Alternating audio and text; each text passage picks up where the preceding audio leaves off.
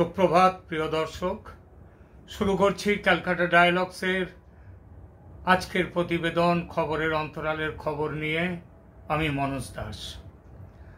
বাংলাদেশের পুলিশ কর্তারা জানাচ্ছেন ছাত্র জনতার হাতে মোট ৪৪ জন পুলিশ নিহত হয়েছে, অথচ সংবাদপত্রে প্রকাশিত বিভিন্ন সময়ের টুকরো টুকরো খবরে জানা যাচ্ছে সংখ্যাটি ৪৪-এর অনেক অনেক বেশি। টুকরো টুকরো খবর কেন বলছি? কারণ বাংলাদেশ যারা শাসন করছেন বর্তমানে, তারা চান না যে নিহত পুলিশের আসল সংখ্যাটি বাইরে বেরিয়ে আসুক। কেন চান না? কেননা আসল সংখ্যাটি প্রকাশ হলে ছাত্রদের যে কোটা সংস্কার আন্দোলন, সেই নিরীহ সংস্কারের দাবিতে যে আন্দোলন, সেটা তো নিরীহ ছিলই না, বরং তার আড়ালে বড় যে একটা চক্রান্ত ছিল সেটা ফাঁস হয়ে যাবে। এটাকে দ্বিতীয় স্বাধীনতা সংগ্রাম বা জনগণের বিপ্লব ইত্যাদি নামে যেভাবেই মহিমান্বিত করা হোক না কেন, সেটা যে একটা মোড়ক মাত্র, মানুষের চোখে ধুলো দেওয়ার একটা প্রয়াস মাত্র, এবং এর আড়ালে যে বড় সড় ষড়যন্ত্র আছে সেটা পাছে ফাঁস হয়ে যায়, তাই বলা হচ্ছে না নিহত পুলিশের আসল সংখ্যা। এবং আপনারা নিশ্চিন্ত থাকতে পারেন, এই সরকার থাকাকালীন এই সংখ্যা প্রকাশ হবে এমন আশা করা তার কোনো কারণ নেই। সে আশা বৈষম্য বিরোধী ছাত্র আন্দোলনের নামে যে গণ অভ্যুত্থান বা গণজাগরণ, সেটা আদতে যে জাগরণ নয়, বরং আপাদ মস্তক একটা ষড়যন্ত্র, সেটা আরো বেশি প্রতিষ্ঠিত হয়ে যাবে যদি নিহত পুলিশের সংখ্যাটা প্রকাশ হয়ে পড়ে। কেন বলছি একথা? তার কারণ পাবলিক সিম্প্যাথি পাওয়ার জন্য নিরস্ত্র জনতাকে পুলিশ গুলি করে মারছে, এই ছবি দারুণ কাজ দেয়। মানুষ আহা আহা করতে করতে আন্দোলনের সপক্ষে সহানুভূতির বন্যা বইয়ে দেবে।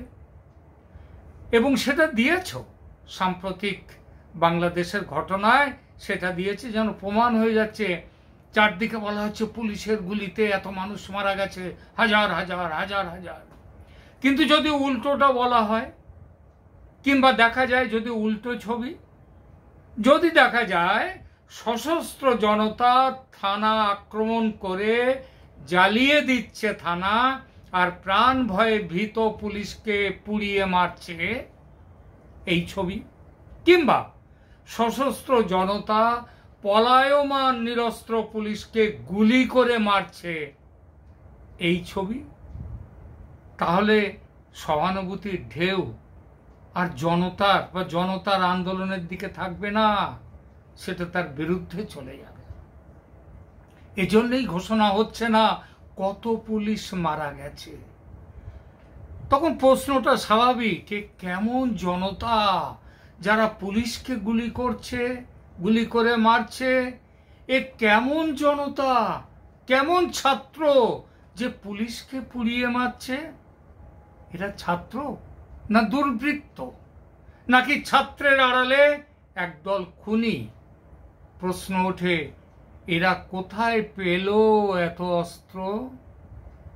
ভারতের মানুষ হলেও বাংলাদেশের এই আন্দোলনের দিকে আমার নজর ছিল জুলাইয়ের প্রথম সপ্তাহ থেকেই।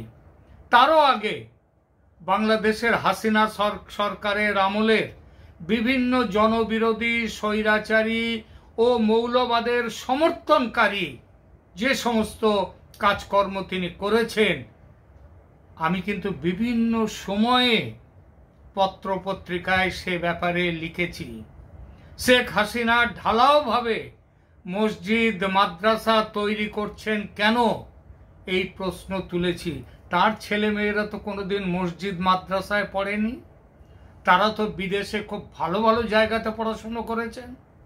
তাহলে বাংলাদেশের সাধারণ মানুষের ছেলে মেয়েদের জন্য কেন এত মসজিদ তৈরি, কেন এত মাদ্রাসা তৈরি, এই প্রশ্ন তুলেছে। এর সঙ্গে পশ্চিমবঙ্গে মমতা ব্যানার্জি সরকার যেভাবে মৌলভী মুয়াজ্জিমদের ভাতা দিয়ে হাজার হাজার মাদ্রাসাকে মান্যতা দিয়ে ভোট ব্যাংকের সুবিধা পেতে চেয়েছেন, শেখ হাসিনাও বাংলাদেশে সেই রকমই কাজ করেছেন বলে তার সমালোচনা করেছে। তখন অবশ্য আমার এই ইউটিউব চ্যানেল ছিল না। এবারে ছাত্র আন্দোলন শুরু হওয়ার কয়েকদিন পর আমি ক্যালকাটা ডায়ালগস নামে এই ইউটিউব চ্যানেলটি খুলি এবং খোলার কয়েকদিনের মধ্যেই আন্দোলন নিয়ে প্রথম ভিডিও করি। সেখানে আন্দোলন ভাঙতে যুবলীগ ও ছাত্রলীগের সদস্যদের রাস্তায় নামানোর তীব্র বিরোধিতা আমি করেছি।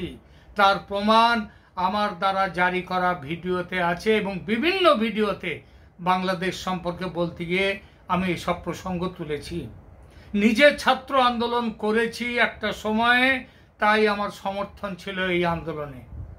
সাধারণভাবে বাংলাদেশের ছাত্র আন্দোলনের গর্বিত ইতিহাসের প্রতি আমার সব সময় একটা শ্রদ্ধা ছিল, এই সেদিন পর্যন্ত। তাদের কোটা বাতিলের দাবিতেও পুরো সমর্থন ছিল আমার, কিন্তু সেই সমর্থনে এখন চিড় ধরেছে। আমি আস্তে আস্তে যাব সেই প্রসঙ্গে। এ সময় ছাত্র মৃত্যুর ঘটনা যেমন বেদনার্ত করেছে আমাকে, তেমনি পাশাপাশি পুলিশের ওপর এই রকম আক্রমণ, পুলিশকে মেরে ফেলার একের পর এক ঘটনায় অবাক হয়ে গেছি আমি। মনে প্রশ্ন জাগতে শুরু করেছে, এই যে ব্যাপক সহিংসতা, সরকারি সম্পত্তি ধ্বংস করা, পুলিশের ওপর ভয়াবহ ধরনের আক্রমণ করা, তাদেরকে এইভাবে নৃশংসভাবে মেরে ফেলা, এসব কারা করছে? এরা কি ছাত্র, নাকি এরা কোনো পেশাদার খুনির দল?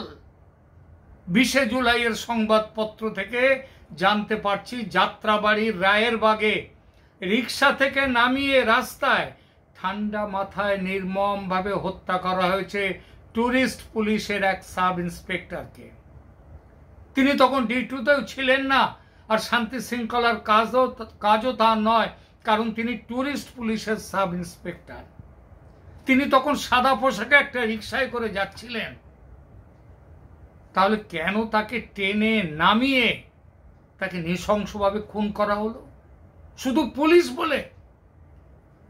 24 জুলাই রংপুরে 2টো পুলিশ ফাঁড়িতে আগুন ধরিয়ে দেওয়া হয়, চেষ্টা করা হয় পুলিশদের পুড়িয়ে মারার। গুরুতর আহত হন বেশ কিছু পুলিশ। সংবাদপত্রে প্রকাশিত খবরে জানা যায় মোট 11টা মামলা ওই 24 জুলাই দায়ের করা হয় 500 জন জামাতির নামে এবং আরো 5000 জন জনতা অনামী তাদের নামে। ঘটনার তারিখটা খেয়াল করবেন, 24 জুলাই। ওই 24 জুলাই তারিখেই ঢাকা মহানগর পুলিশের যুগ্ম কমিশনার অপারেশন, সম্ভবত নামটা বিপ্লব কুমার সরকার, তিনি সাংবাদিক বৈঠক করে জানিয়েছিলেন ঢাকা মহানগরীর 69টি পুলিশ থানা আক্রান্ত হয়েছে। কোটা সংস্কারের আন্দোলনে পুলিশ থানা কেন আক্রান্ত হয়েছে? কতজন ছাত্র তখন মারা গিয়েছিল তার হিসাব কেউ দেবেন? ভাঙচুর হয়েছে, থানা লুট হয়েছে, আগুন ধরানো হয়েছে। ওই সমস্ত ঘটনায় মারা গেছেন সেদিন যে পুলিশ যুগ্ম কমিশনার মিস্টার সরকার, তিনি বলেছিলেন 3 জন পুলিশ নিহত। এখন জানি না তার চাকরি আছে কিনা, কারণ হিন্দুদের চাকরি, এখন হিন্দু পুলিশ অফিসারদের তো অনেককেই বাড়িতে ফেরত পাঠিয়ে দেওয়া হয়েছে। 26 জুলাই পুলিশ হেডকোয়ার্টার থেকে প্রকাশিত এক বিবৃতিতে জানা যায় সারা দেশে 4117 জন পুলিশ আহত, গুরুতর আহত 132 জন, আইসিইউতে ভর্তি আছেন 3 জন, আর মারা গেছেন 3 জন। সংবাদপত্রের পাতায় পাতায় এমন অজস্র ঘটনা, সব ঘটনা বলার জায়গা এখানে নেই। আবার সব ঘটনার খবর যে সংবাদপত্রের দপ্তর পর্যন্ত পৌঁছেছে এবং পৌঁছানোর পর সেটা যে প্রকাশিত মুদ্রণের মুখ দেখেছে তাও নয়। ইন্টারনেট বন্ধ থাকার কারণে এবং যে পরিস্থিতির মধ্যে দেশ পড়েছিল তখন, তাতে বেশিরভাগ ঘটনারই রিপোর্টিং হয়নি। কে করবে রিপোর্টিং? কার কাছে করবে? এরই মধ্যে 5ই আগস্ট সিরাজগঞ্জের এনায়েতপুর থানায় পুলিশ কর্মীদের থানার মধ্যে আটকে দরজায় তালা ঝুলিয়ে জীবন্ত পুড়িয়ে মারা হলো 11 জন পুলিশকে। একই দিনের ঘটনায় খবরে জানা যাচ্ছে চট্টগ্রামেও 6টি থানা আগুনে ভস্মীভূত এবং সেখানে পুলিশ কর্মীদের হদিশ পাওয়া যাচ্ছে না। ইউএনআই সংবাদ সংস্থা জানাচ্ছে সারা দেশে 400টির বেশি থানা আগুনে পুড়িয়ে দেয়া হয়েছে। বেশিরভাগ থানায় একাধিক পুলিশ কর্মীর মৃত্যু হয়েছে। নাম প্রকাশে অনিচ্ছুক এক পুলিশ কর্তার মতে কমপক্ষে 700 পুলিশের মৃত্যু হয়েছে। ঠিকমতো পরিসংখ্যান পেলে এই সংখ্যা আরো বাড়বে। কিসের ভিত্তিতে তিনি বলছেন এই কথা? সরাসরি জবাব না দিয়ে নাম প্রকাশে অনিচ্ছুক ওই পুলিশ কর্মকর্তা বলেছেন, কত পুলিশ কাজে যোগ দেননি সেটা যদি জানায় সরকার, তবে সেখান থেকে বেরিয়ে আসবে আসল মৃত্যুর সংখ্যা। কিন্তু সরকার সেটা জানাবে না। সরকার অবশ্য একটা সংখ্যা দিয়েছে এই ব্যাপারে। বলেছে 18ই আগস্টে প্রকাশিত সরকারি হিসাব অনুযায়ী 20 জুলাই থেকে 14ই আগস্ট পর্যন্ত এই যে সময়কাল, এর মধ্যে নিহত হয়েছেন মোট 44 জন পুলিশ। এর মধ্যে বিপ্লব সমাপ্তি হয়েছে 5 তারিখ, তার আগে 4 তারিখ পর্যন্ত মারা গেছেন 15 জন পুলিশ। আর বিপ্লব যেদিন হয়েছে সেদিন থেকে শুরু করে তারপর মারা গেছে 25 জন। এই মোট 40 জন। আর 4 জন পুলিশ মারা গেছেন হাসপাতালে চিকিৎসাধীন অবস্থায় পরবর্তী সময়ে। কিন্তু এই পরিসংখ্যান কিভাবে বিশ্বাস করে যাবে বলুন তো? শুধু তো যাত্রাবাড়িতে নিহত হয়েছেন একদিনে 30 জন পুলিশ, এনায়েতপুরে নিহত হয়েছে 17 জন পুলিশ। এই দু জায়গাতেই মোট 47 জন। আর দেশের বাকি জায়গাগুলো, সেখানে যারা নিহত হয়েছেন তারা কেন সরকারের হিসাবে এলেন না? কেন আসবেন? নিহত ছাত্রের সংখ্যা বাড়াতে হবে আর নিহত পুলিশের সংখ্যা কমাতে হবে। কারণ বিপ্লবকে মহিমান্বিত করতে হবে না? বলতে হবে না ছাত্র জনতারা কত মহান, তারা কিভাবে প্রাণ দিয়েছেন?